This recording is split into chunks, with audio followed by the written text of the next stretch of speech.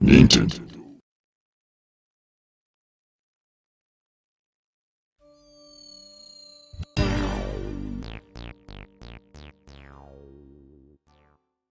Vous l'avez déjà compris à ce début de vidéo, aujourd'hui on va parler du magnifique Luigi's Mansion, et qui est le manoir de Luigi, pour nos amis qui ont du mal avec la langue de Shakespeare. Do you think that Giroud is the best French player? Yes, he's a Giroud.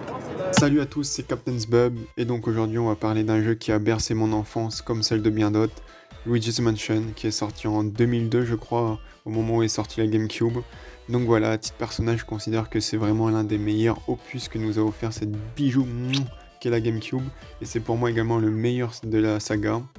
Alors oui, je n'ai certes pas joué à l'épisode 2, mais j'ai souvent entendu dire que c'était le moins bon de la saga, et ayant regardé moi-même quelques let's play, je suis plutôt d'accord, bien qu'il reste très bon évidemment. Donc dans cette vidéo, je vais beaucoup comparer Luigi's Mansion premier du nom au 3, donc qui est sorti en 2019 sur Switch. Donc je suis d'ailleurs en train de me le refaire, vu que je l'avais pas complètement fini, et du coup je me suis dit, allez, je m'en lance une partie en recommençant. Et je kiffe, c'est un très très bon jeu, mais pour moi, malgré tout, il ne vaut pas le 1 qui lui est nettement supérieur. Alors, on va pas se mentir, le premier a évidemment le gros avantage par rapport à 3 d'être justement le premier, ce qui joue forcément, même si je vais essayer dans cette vidéo de pas le prendre en compte, ou du moins le moins possible, mais c'est sûr qu'au bout du troisième opus, on n'a plus autant la surprise et l'originalité qu'on pouvait avoir lors du premier. Toute considération mise à part, je trouve que l'ambiance du 1 est beaucoup plus réussie que dans le 3.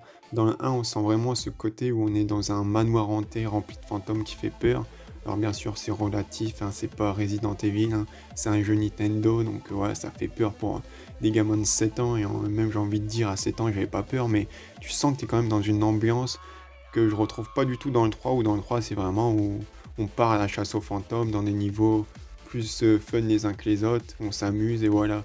Je retrouve pas cette ambiance, voilà, rien que l'ambiance visuelle, je trouve qu'elle est beaucoup mieux réussie dans le 1. Lorsqu'on se trouve dans une pièce qui est non éclairée et qu'on éteint la torche, dans le 1, il fait vraiment quasiment noir, on voit pas l'autre bout de la pièce, alors que dans le 3, la torche, je sais pas à quoi elle sert, c'est Versailles le bordel. À mon sens, il y a aussi une meilleure cohérence dans l'épisode GameCube qui aide beaucoup plus à se sentir pleinement investi dans le jeu. Voilà, on est dans un manoir de taille plutôt réaliste, il y a des chambres, des salles de bain, des cuisines. On se dit que le manoir pourrait exister dans notre monde à nous, et que voilà, on pourrait vraiment s'y trouver là-bas. Alors que dans le 3, on sent que les développeurs, voilà, ils se sont fait plaisir, avec le fait que chaque étage a une thématique, plus ou moins loufoque, plus ou moins réaliste, voilà, c'est beaucoup plus diversifié certes, mais c'est aussi en contrepartie beaucoup moins cohérent. Voilà, moi en y jouant, à aucun moment je me suis dit que ce manoir il pourrait réellement exister dans notre vie réelle. S'agissant des fantômes, vu que c'est quand même un jeu où c'est le but de capturer des fantômes, je les trouve dans le premier opus beaucoup plus marquants et charismatiques que dans le 3, où je les trouve beaucoup plus anecdotiques.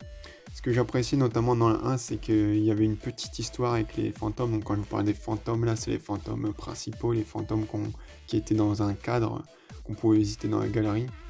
Voilà, je trouve qu'il y avait une petite histoire, quand on les capturait, ils avaient une petite description. Alors c'est pas grand chose, c'est 3-4 lignes, mais je trouve que ça apporte un petit peu de lore, c'était plutôt sympathique. Et c'est vrai que là, avec les pseudo-boss de l'épisode 3, je retrouve pas cette même sensation. Alors certes, ils sont cool, il y en a qui sont sympas, il y en a qui sont marrants, mais voilà, je trouve pas que ça fait un tout qui est uni. Voilà, moi, je sais pas, c'est peut-être moi qui avais ce seul délire quand j'étais petit, mais j'aimais bien m'amuser à inventer des petites relations entre les fantômes, en mode un tel est amoureux de un tel en secret, etc. Des petits trucs comme ça. D'ailleurs, allez, je me fais un petit kiff, petit top 5 rapide de mes fantômes préférés. C'est parti.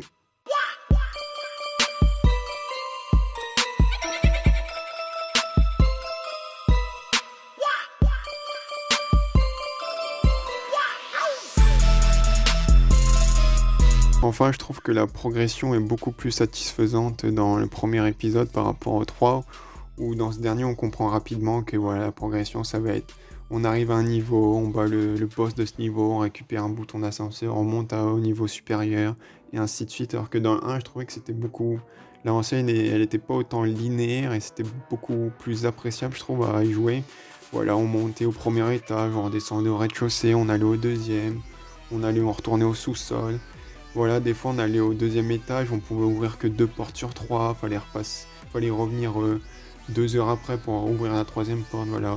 Il y avait beaucoup ce système où on passait devant des portes qu'on pouvait pas accéder, qu'il fallait revenir plus tard, et je trouve que c'était beaucoup plus satisfaisant dans la progression. Alors certes, dans le 3, il y a également un petit peu de ça, il y a des fois des portes dans certains étages qu'on peut pas tout de suite ouvrir, faut revenir. Mais il y a beaucoup moins ça, et je trouve que c'est beaucoup moins appréciable du coup d'avancer dans le jeu au fur et à mesure.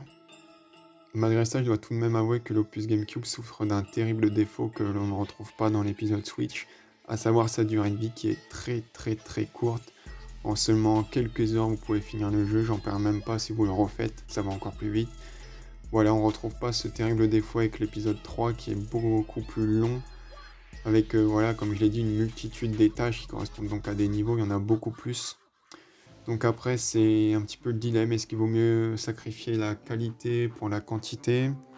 À vous de me dire dans les commentaires. Après, voilà, je dis pas non plus que l'épisode 3 est mauvais en soi, il est très bon, voilà, sinon j'y rejouerai pas. Et après, c'est également normal que les développeurs ont fait le choix de se différencier de l'épisode 1 en ayant peut-être une ambiance un peu différente. Sinon, voilà, ça resterait qu'un épisode 1 2.0, un remake. Donc voilà, dites-moi vos avis dans les commentaires. Je vous remercie beaucoup d'avoir suivi cette vidéo et à la prochaine.